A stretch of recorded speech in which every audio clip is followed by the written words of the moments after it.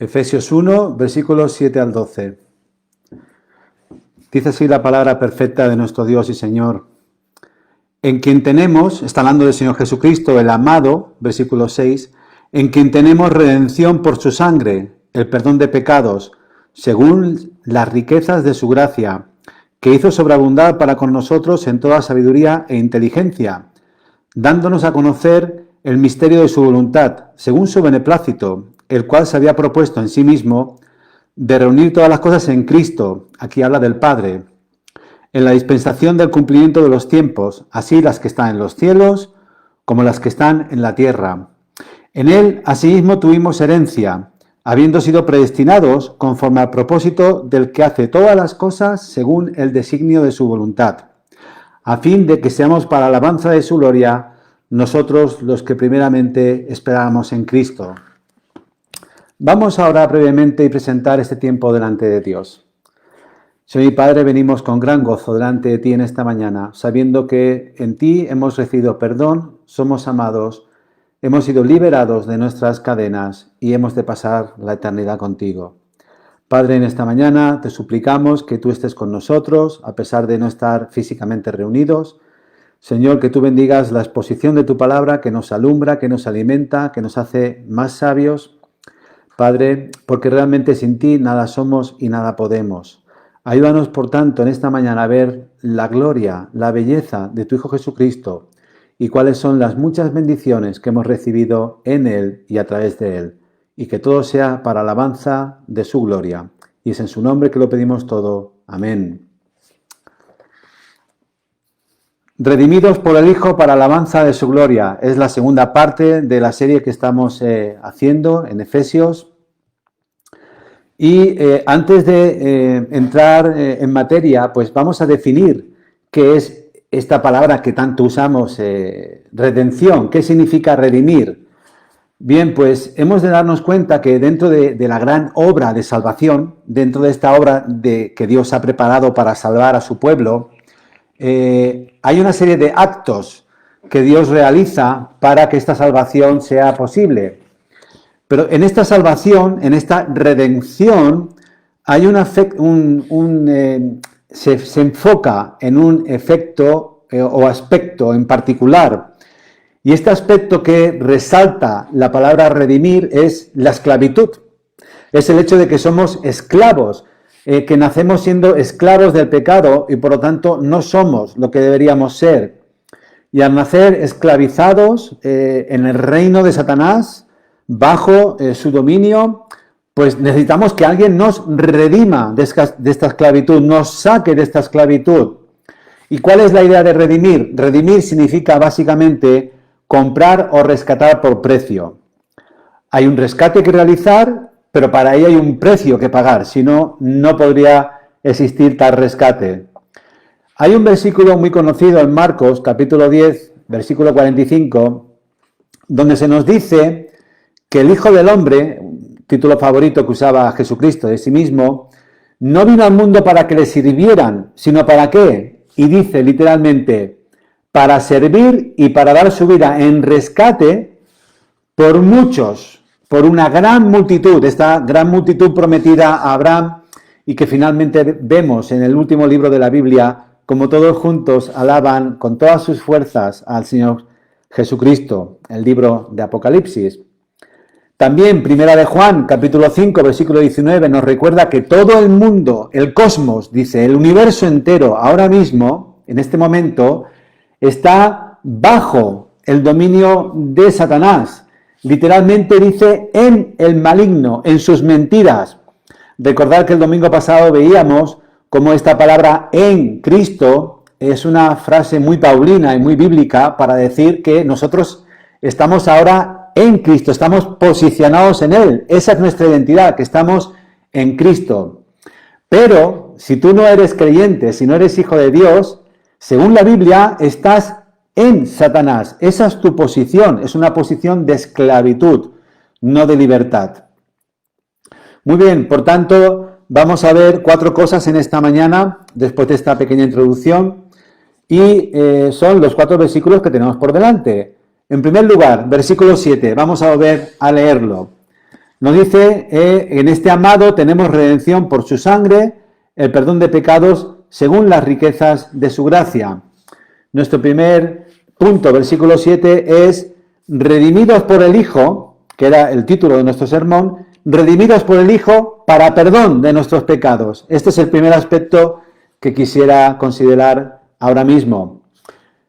Pero, ¿qué es lo que quiere decir la Biblia cuando nos llama pecadores? Es otra palabra que a lo mejor usamos o hemos escuchado, pero realmente, ¿qué significa que seamos pecadores? ¿Por qué necesitamos ser perdonados de nuestros pecados? ¿Cuál es el problema? Bueno, hay otro versículo que además está aquí en la misma página que hemos leído, un poquito más adelante, que nos ayuda de forma clarísima a entender qué es lo que estamos diciendo. Podéis leer conmigo capítulo 2, versículos 2 y 3. Seguimos en Efesios. Efesios 2, versículos 2 y 3. Dice, vamos a leer del primer versículo, Efesios 2, del 1 al 3. Dice que Él, habla de Cristo, os dio vida a vosotros, a los creyentes, cuando estabais muertos en vuestros delitos y pecados, muertos espiritualmente.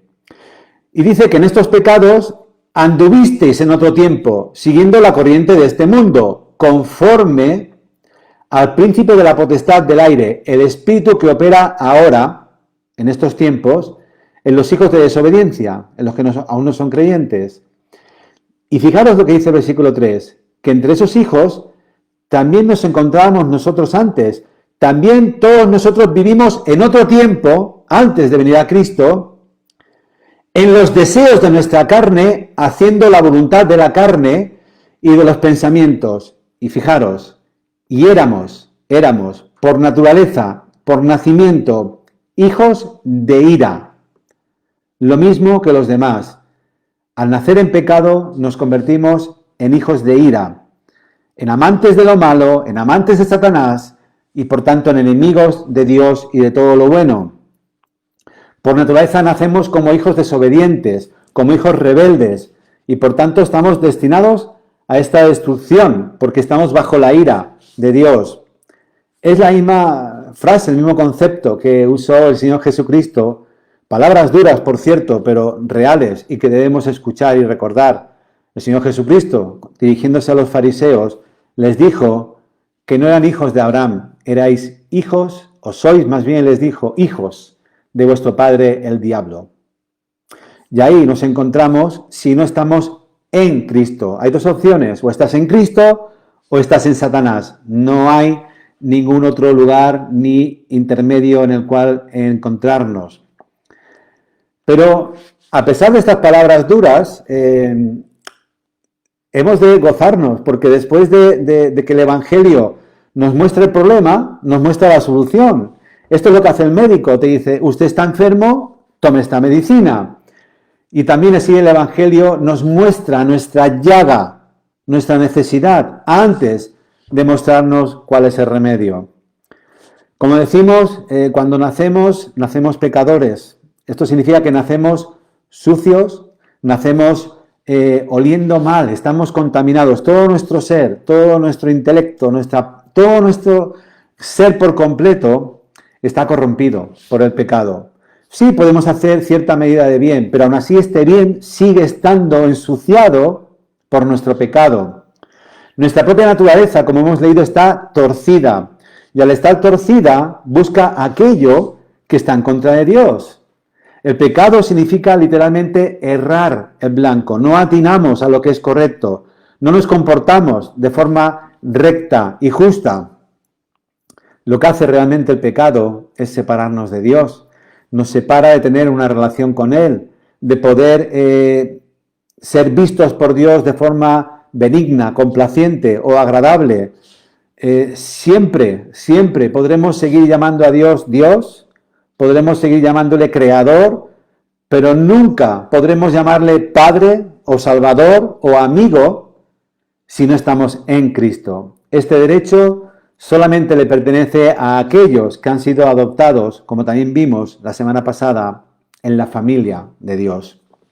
Solo su sangre, hemos leído, versículo 6, la sangre del amado, del Señor Jesucristo, podía y puede redimirnos. Solo la sangre del perfecto Cordero de Dios, el perfecto sacrificio que quita el pecado de una vez para siempre, puede rescatarnos de nuestra esclavitud y de nuestra perdición. Solo Él, solo Jesucristo, siendo puro, siendo sin mancha, pudo pagar el precio que nuestro pecado merece, y fue así como Él nos libró de esta ira venidera. Fijaros bien que la sangre de múltiples animales sacrificados en el Antiguo Testamento no podían quitar el pecado, solo lo tapaban temporalmente, solo apuntaban a un sacrificio verdadero y mucho mayor. Los muchos sacrificios del Antiguo Testamento eran interminables. ¿Por qué? Porque no satisfacían completamente el perdón. La ira de Dios no era aplacada. Estaban apuntando, como digo, a un sacrificio que habría de venir, que ya vino, lo vimos en la cruz. Este sacrificio perfecto, el Hijo de Dios, llamado también este Cordero, preparado desde antes de la fundación del mundo, para quitar el pecado de sus hijos, de su pueblo. También, como decía antes, Apocalipsis nos recuerda estas cosas. En el capítulo 5, versículo 9 nos dice: digno eres, hablando del Señor Jesús, digno eres de tomar el libro y de abrir sus sellos, porque tú fuiste inmolado, sacrificado, y con tu sangre, con tu sacrificio, nos has redimido. ¿Recordáis qué significa redención? Nos ha redimido, nos has rescatado por precio y nos has librado de la esclavitud para Dios. Y esto ha ocurrido de todo linaje, lengua, pueblo y nación, la gran multitud prometida a Abraham. Mira bien, por tanto, que no estés buscando el perdón de tus pecados en cualquier otro lugar que no sea este sacrificio del Señor Jesucristo. Que no pienses que ir a la iglesia de vez en cuando, o todos los domingos, o orar antes de ir a dormir, o en cualquier momento del día, o hacer muchas y variadas buenas obras te van a salvar. Los creyentes hacen estas cosas, pero tú no te vas a hacer creyente haciendo estas cosas. Las harás siendo creyente y serán recibidas por Dios, pero no pueden ser la base de tu salvación. Solo Cristo es la base de la salvación. Por lo tanto, no pienses nada de todo esto. No descanses en creer que tal vez al final de tus días lo bueno y lo malo serán puestos en balanzas, como dice el mundo musulmán, por ejemplo. Y que si lo bueno pesa más que lo malo, pues entrarás en el cielo. Esto va en contra de todo lo que la Biblia dice. Si tú te puedes salvar por lo que tú puedes hacer, ¿para qué vino Cristo a morir en una cruz? Vino porque era la única manera. No hay ninguna otra religión, no hay ninguna otra filosofía o pensamiento humano que puedan ser presentados delante de ti y que tengan la capacidad de limpiarte de tu pecado. Solo el Hijo de Dios, como hemos visto, nos puede redimir. Solo Él puede rescatarnos con el precio inigualable de su propia persona, y ningún otro precio es aceptado por Dios, ninguno. Otro precio sería un insulto a Dios, al sacrificio tan grande que Él hizo enviando su propio Hijo. Y solo esta obra culminada, una vida perfecta y culminada en el sacrificio, en la crucifixión del Señor Jesucristo, puede limpiarnos de todo nuestro pecado y reconciliarnos de nuevo con Dios. Por tanto, espero que todos vosotros en esta mañana, o aquellos que podáis llegar a escuchar este mensaje en el futuro, estéis confiando solo y exclusivamente en el Señor Jesucristo para perdón de vuestros pecados. Solo si el Hijo os liberare o liberase, solo si Él rompe vuestras cadenas, podréis ser verdaderamente libres, perdonados y por fin libres también de esa ira venidera que vendrá. Solo el creyente, solo el Hijo de Dios puede decir que ha sido redimido para el perdón de sus pecados. Por lo tanto, primer punto, versículo 7, hemos sido redimidos por el Hijo para perdón de nuestros pecados. Segundo lugar, versículo 8, nos dice que hizo sobreabundar para con nosotros, habla de las riquezas de su gracia, en toda sabiduría e inteligencia. En toda sabiduría e inteligencia. En segundo lugar, pues, redimidos por el Hijo, para darnos a conocer el misterio de su voluntad. Perdón, no he leído el versículo 9. Vamos a leerlo de nuevo, del 8 al 10 mejor, para tener el contexto. Que hizo sobreabundar para con nosotros en toda sabiduría e inteligencia, dándonos a conocer el misterio de su voluntad, según el beneplácito, el cual se había propuesto en sí mismo de reunir todas las cosas en Cristo, en la dispensación del cumplimiento de los tiempos, así las que están en los cielos como las que están en la tierra. Por lo tanto, ahora sí, segundo lugar, redimidos por el Hijo, para darnos a conocer el misterio de su voluntad. Pero hemos de darnos cuenta que cuando la Biblia habla de misterio, no se está refiriendo a esta noción que tienen algunas religiones paganas, religiones llamadas mistéricas.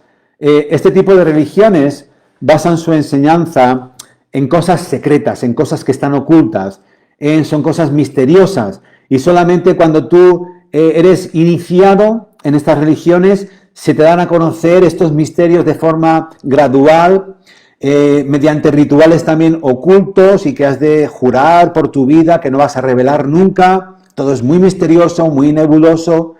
Y estos iniciados, después de estos votos de silencio, en el cual pues prometen, juran no revelar nunca nada de lo que están haciendo y de lo que están escuchando y conociendo, son introducidos en ciertas experiencias místicas en las cuales se les va a revelar paulatinamente, paso a paso, toda aquella información, conocimiento misteriosa que estaba oculta, para que ellos crezcan en este conocimiento místico, experimental, para que descubran su ser interior, para que descubran que son dioses o que alcancen alguna divinidad, según el tipo de religión pagana, y las hay en la actualidad con otros nombres.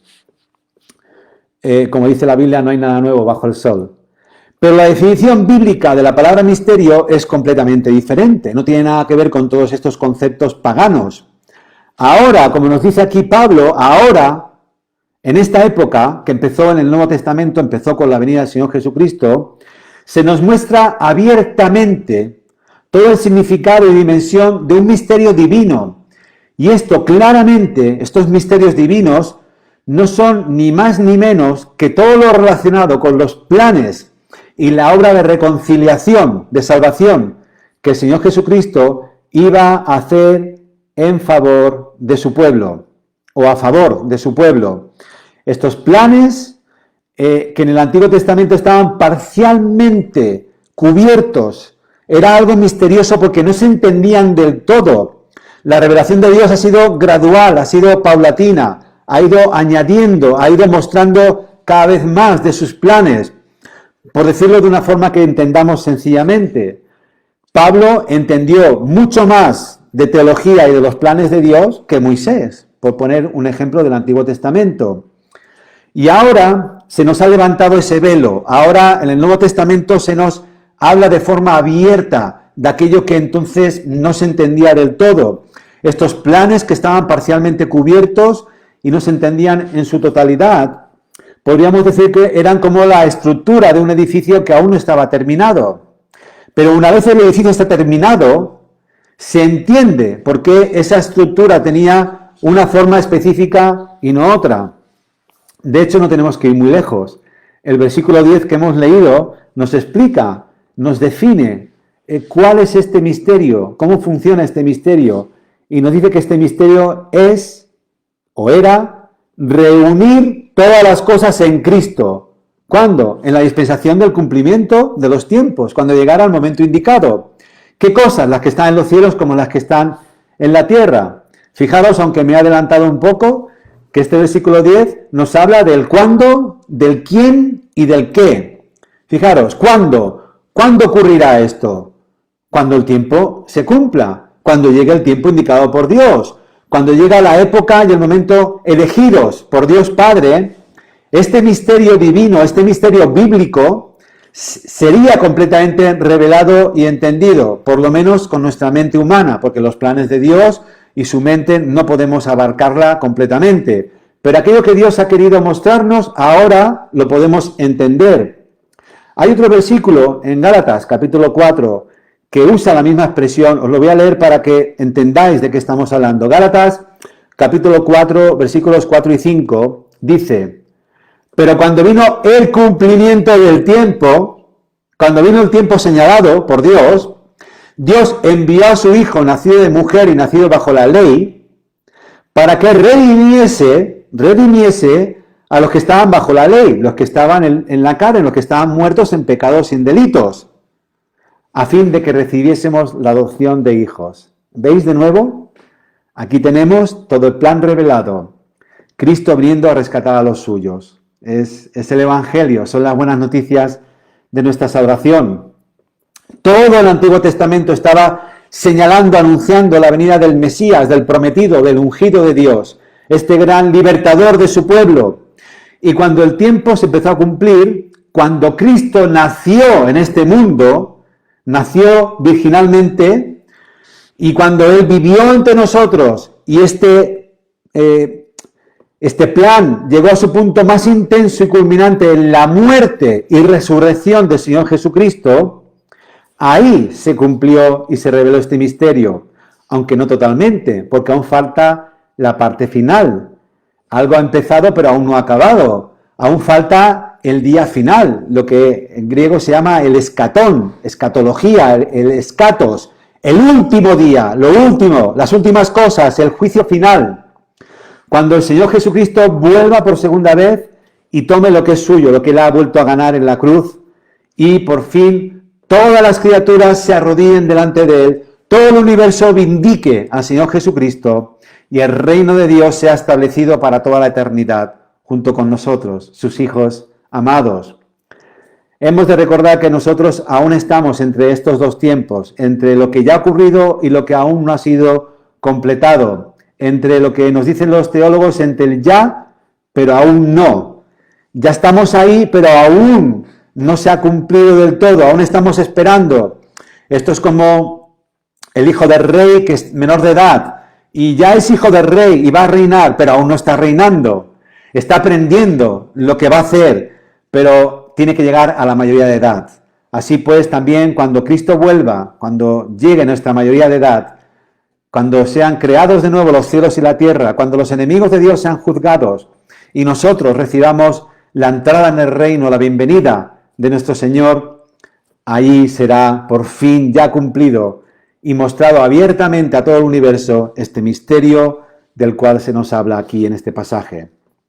Ese es el cuándo. ¿En quién serían reunidas?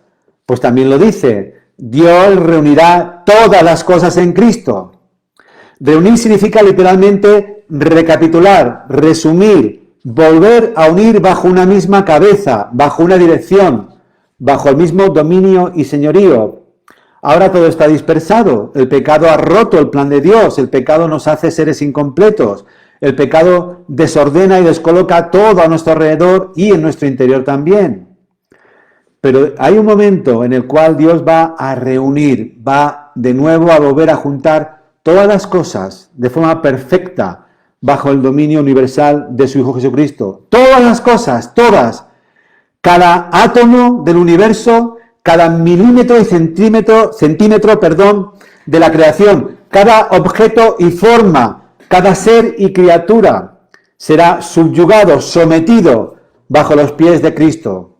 Unos serán sometidos con gran pavor y temor, porque son los enemigos de Dios. Otros serán sometidos con gran alegría y gozo, porque serán recibidos como hijos de la familia celestial. Aquello que fue estropeado y dispersado por el pecado y la rebelión será perfeccionado y de nuevo reunido en el Creador y para el Creador, en Cristo. ¿Y cuáles son esas cosas? ¿Qué son esas cosas? Las que están en los cielos como las que están en la tierra, todas las cosas. Fijaros que no solamente los seres humanos que no pecaron y los ángeles que tampoco pecaron, que no desobedecieron a Dios, se van a arrodillar confesando a Cristo como Señor de todo el universo y lo van a hacer, como he dicho, con gran gozo, sino que todo sistema que se opone a Cristo, todo dominio, toda rebelión, toda maquinación, altivez, motín, toda persona, todo ser viviente, vivo, racional, inteligente, incluso la propia naturaleza, nos dicen pasajes como Isaías y Apocalipsis, se van a inclinar ante el poder y la majestad de nuestro glorioso Señor y Salvador. Todas las cosas, todos los seres, todo el universo. ¿Puedes tú decir que Dios te ha dado abundantemente de su sabiduría e inteligencia? ¿Puedes decir que Dios te ha compartido de forma íntima el misterio de su voluntad, de sus planes? Mira bien que Dios solo comparte con sus hijos esa sabiduría e inteligencia de su plan de salvación centrado en la persona y obra de su amado Hijo Jesucristo. Dios de forma íntima y personal comparte con su pueblo el misterio de su voluntad, de sus planes, lo profundo de sus planes eternos destinados a rescatar a una gran multitud para su gloria y alabanza. Pero si no estamos caminando íntimamente con Dios, si no lo conocemos de forma personal, no podemos decir que conocemos a su Hijo Jesucristo, es imposible. Y tampoco entonces podemos decir que Él nos ha rescatado de nuestra vana e inútil manera de vivir. El Hijo da a conocer el misterio de la voluntad del Padre solo a aquellos que ha salvado por su sangre. Por tanto, si no conocemos a Cristo, no conocemos la salvación. Y eso significa que aún seguimos como estábamos los creyentes anteriormente, muertos en pecados, en delitos, en transgresiones y en rebeliones. Sin Cristo, seguimos siendo hijos de ira, hijos de perdición, hijos de Satanás. Por tanto, en segundo lugar, versículos 8 al 10, hemos visto que hemos sido redimidos por el Hijo para conocer el misterio de su voluntad. En tercer lugar, versículo 11, dice que en Él, en Cristo, asimismo tuvimos herencia, habiendo sido predestinados conforme al propósito del que hace todas las cosas según el designio de su voluntad. En tercer lugar, versículo 11, hemos sido redimidos por el Hijo para tener herencia. Pero esto es muy importante que lo entendamos, porque el versículo 11 no simplemente nos está hablando de que en el Hijo hemos recibido cosas buenas y excelentes. No nos está diciendo simplemente que como creyentes vamos a recibir una bendición mayor de lo que hemos recibido anteriormente. Cuando Pablo nos explica aquí que vamos a tener herencia, lo que está diciendo literalmente en el idioma original es que en Cristo verdaderamente se nos ha dado nuestra parte de la herencia, nuestra parte de la herencia. ¿Y esto qué significa? ¿A qué se refiere realmente con estas palabras? Fijaros bien lo que os voy a decir, lo he dicho en otras ocasiones, pero me gusta repetirlo.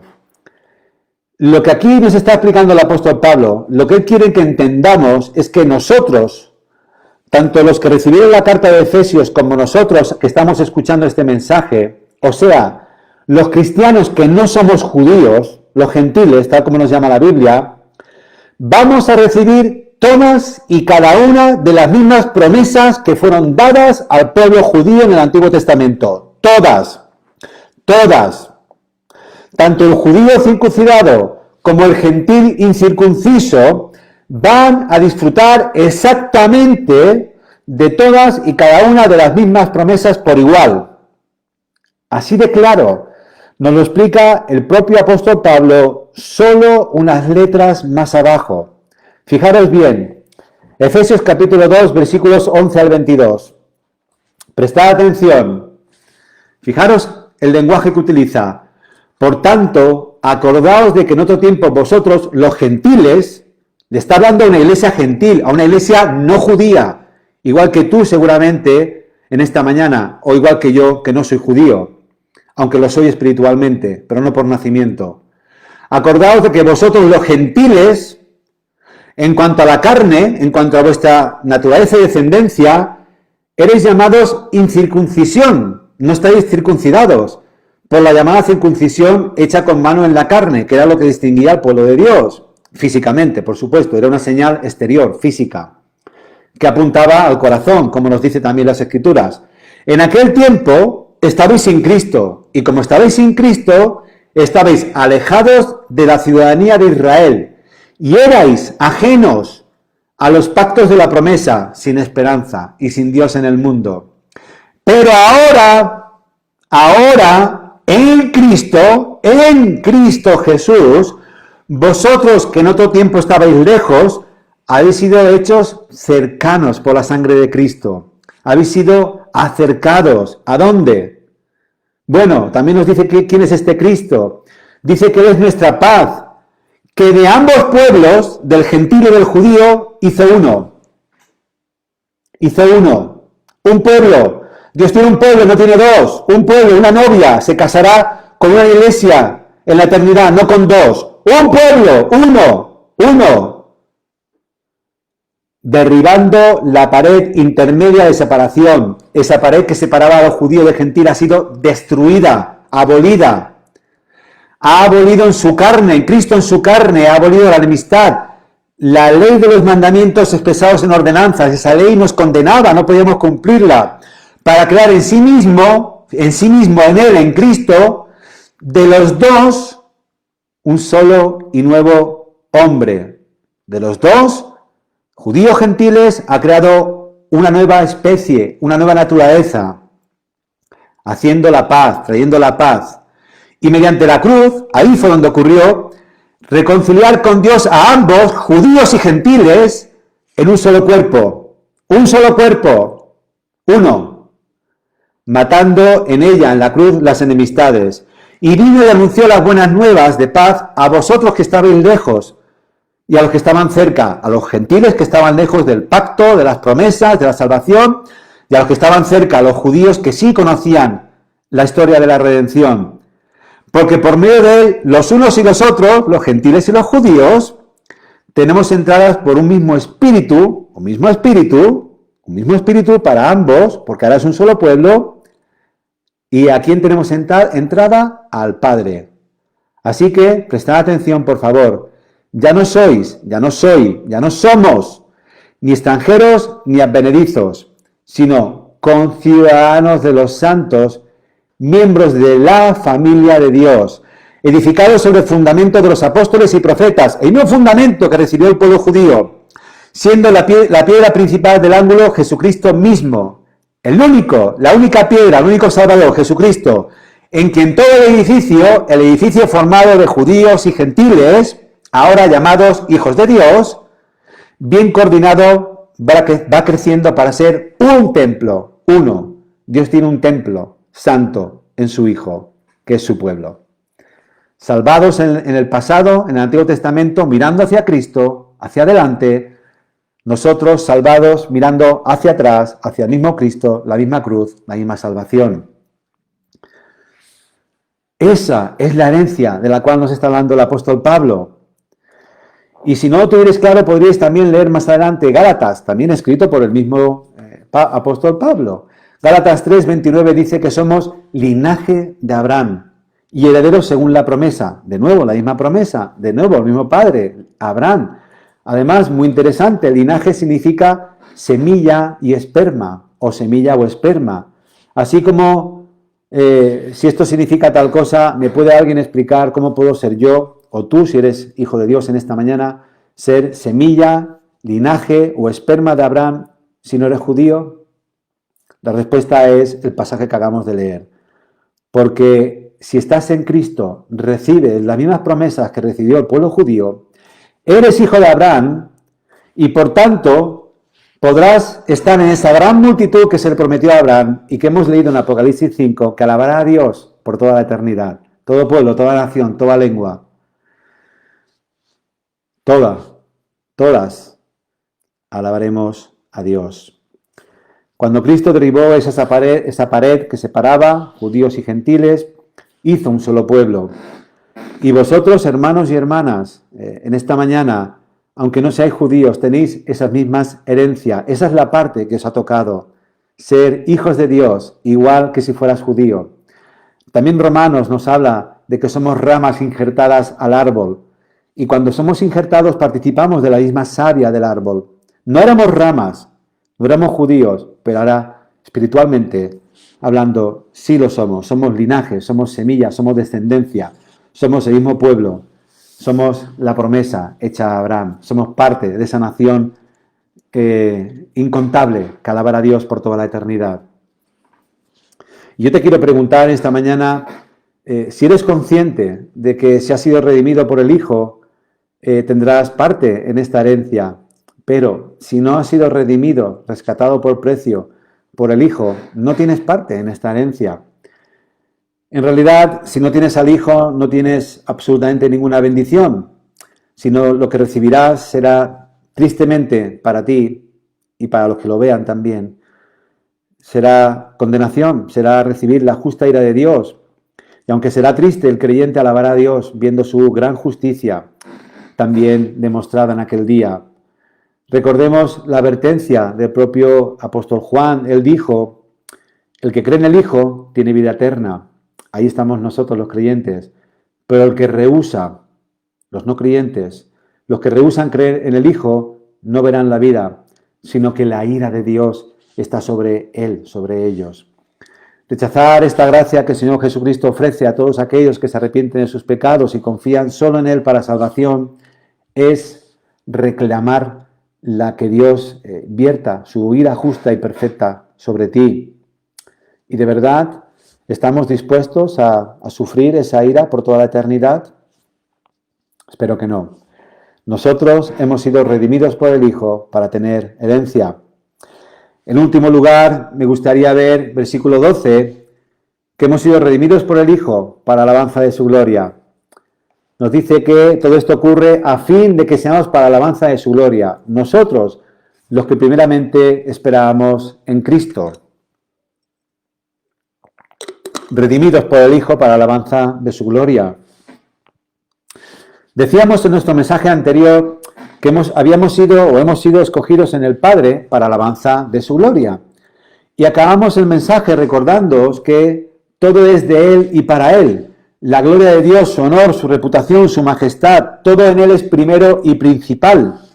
Dios decreta y ejecuta en su honor y para su propio nombre, para su propia honra, porque Él es perfecto y es justo. Y no tiene que dar explicaciones a nadie, porque lo que haga será siempre perfecto y justo. Y decíamos que recordáramos que Dios tendrá toda la gloria en nuestra salvación o no tendrá ninguna. O la tiene toda Él porque hemos sido salvados por gracia, o no la tendrá porque si intentas salvarte tú por tus obras, lo que tendrás será, como hemos dicho, ira y castigo justo. Pero fijaros que este pasaje es altamente trinitario. Por 3 veces se nos dice que todo ha sido hecho para la alabanza de la gloria de Dios. Nos dice primero para la alabanza de la gloria del Padre. Como hemos leído aquí, nos dice también para la alabanza de la gloria del Hijo. Y acabará después en el versículo 14 diciendo que es para la alabanza de la gloria del Espíritu Santo. No me quiero adelantar porque esto será el tema de nuestro propio próximo mensaje, si Dios nos da vida, lo permite, donde veremos la obra del Espíritu Santo en nuestra salvación. Pero aquí simplemente quiero que recordemos cómo este pasaje nos está hablando que todo es por el Padre, a través del Hijo y por la obra, aplicación del Espíritu Santo. El Dios Trino colabora armoniosamente en nuestra salvación y lo veremos si Dios lo permite. Pero aquí y ahora, versículo 12, nos dice que toda la gloria, toda la alabanza, todo el honor es para el Señor Jesucristo, para el Hijo de Dios. El Hijo ha sido bendecido por el Padre por haber acabado la obra que le encomendó y por tanto el Hijo recibe toda la alabanza y toda la gloria porque ha redimido un pueblo para su propia gloria a través de su preciosa sangre. Pero cuidado, no vayamos a caer en un error que puede ser motivado por un lenguaje que a lo mejor no conocemos del todo bien. Cuando escuchamos la palabra hijo, nuestra experiencia humana nos habla de que el hijo viene después del padre.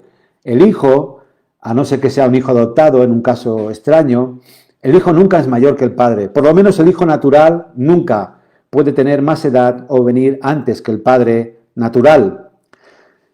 ¿Por qué digo esto? Porque ha habido muchos, tanto en la antigüedad, en tercer, cuarto siglo de la historia, ya Arrio, ya luchó para defender esta herejía, ¿no? Que el Hijo es inferior al Padre. Pero actualmente hay religiones e incluso sectas que siguen manteniendo esta gran mentira. Entre nosotros tenemos los testigos de Jehová, que siempre han negado la completa deidad de Jesucristo. En el pasado hablaron de que era un arcángel, ahora dicen que es un Dios menor.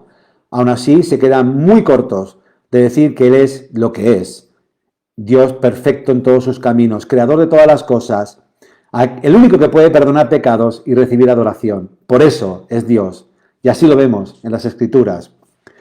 Y también hay otros como los mormones, que también, de una forma un poco diferente a los testigos de Jehová, niegan que Dios, que Jesucristo sea Dios completa y totalmente y de forma exclusiva. Pero como digo, no vayamos a caer en este error. Y ya en el año 325 el concilio de Nicea se reunió para combatir esta herejía de Arrio. Por eso se le llama arrianos a los que niegan la Trinidad o la deidad de Jesucristo, mejor dicho. Fijaros bien una pequeña parte del credo de Nicea o el credo niceno. Dice lo siguiente, afirma el Señor acerca del Señor Jesucristo. Dice que Él es Dios de Dios, luz de luz, Dios verdadero de Dios verdadero, engendrado. Esta fue la palabra clave, engendrado, no creado, de la misma naturaleza del Padre, por quien todo fue hecho. Esta palabra engendrado significa que siempre ha provenido del Padre. Nunca hubo un momento que Él no estuviera en el Padre o proveniendo del Padre. Nunca ha existido un momento en la eternidad cuando el Hijo no fuera Hijo. Siempre fue Hijo, igual que el Padre siempre fue Padre, y el Espíritu Santo fue Espíritu Santo, y son. Es un lenguaje humano para explicar un misterio, como es la Trinidad. Pero el Hijo proviene eternamente del Padre. Ha sido engendrado, no creado. El Creador no puede ser creado, Él es el Creador de todas las cosas, también de nosotros. El Hijo ha sido eternamente Hijo, Dios de Dios, luz de luz, Dios verdadero de Dios verdadero, exactamente de la misma naturaleza y esencia que el Padre. ¿Alabas tú con tu ser a este Hijo porque Él te ha redimido, te ha rescatado por el precio de su propia sangre, de la muerte eterna, para alabanza de su gloria? El Hijo ha redimido a un pueblo para alabanza de su gloria. Y yo quiero preguntarte si tú eres parte de este pueblo de Dios. Porque si no es así, recuerda, como hemos dicho, que el día del juicio final te sigue esperando.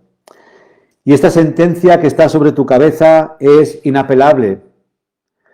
Nada podrá aplacar esta justa ira de Dios, sino solo, como hemos dicho, el perfecto sacrificio de el maravilloso, perfecto y amado Señor Jesucristo. Todo ha sido hecho por Él y en Él y para su gloria, para alabanza de su gloria. Y un día lo vas a alabar, un día lo vas a alabar. De eso no hay ninguna duda. Tan cierto como el sol ha salido en esta mañana, como que yo estoy respirando ahora mismo para poder hablar, te digo que tú un día alabarás al Señor Jesucristo. La única duda es saber si estarás a la derecha, que es el lugar de la bendición, aquellos que entrarán en el reino preparado antes de la fundación del mundo, o estarás a la izquierda, el lugar preparado para aquellos que se levantaron en contra de Dios, que lo rechazaron de acto, de hecho, de palabra y de omisión, y por tanto están destinados al lago de fuego y azufre, el lugar de la maldición. Solo arrepintiéndote de todos tus pecados y confiando solo y exclusivamente en el Señor Jesucristo, sometiéndote a Él como Señor de toda la creación, podrás escapar de esa ira, recibir la adopción que veíamos la semana pasada, ser recibido, perdonado y rota tu esclavitud en el Hijo para toda la eternidad. Pero, amado creyente, en esta mañana o en este momento que escuches el mensaje, como parte del pueblo de Dios, como hijo o hija adoptado en la familia celestial, gózate con todas tus fuerzas, con toda tu alma, con todo tu ser, en esta mañana, en este día. Tus pecados han sido completamente perdonados, todos tus pecados. Las cadenas que te esclavizaban, que hacían de ti un ser triste, apagado y miserable, han sido destrozadas completamente. La pared que dividía al pueblo de Dios del que no era pueblo de Dios ha sido abolida. La ley para ti ya no tiene el efecto de condenarte. Ahora tú eres completamente libre. Has recibido la promesa también de que un día verás a Dios cara a cara como Padre, como ser amado, como Salvador, como amigo, no como juez temible, y pasarás con Él toda la eternidad. ¿Y acaso existe mayor gozo o bendición sobre la faz de la tierra o sobre algún lugar conocido o desconocido? No, no lo existe, no lo hay. Por tanto, gózate conmigo en esta mañana y bendigamos el nombre de Jesús, aquel que hace todas las cosas para la alabanza de su gloria. Bendito sea Él por los siglos de los siglos. Amén.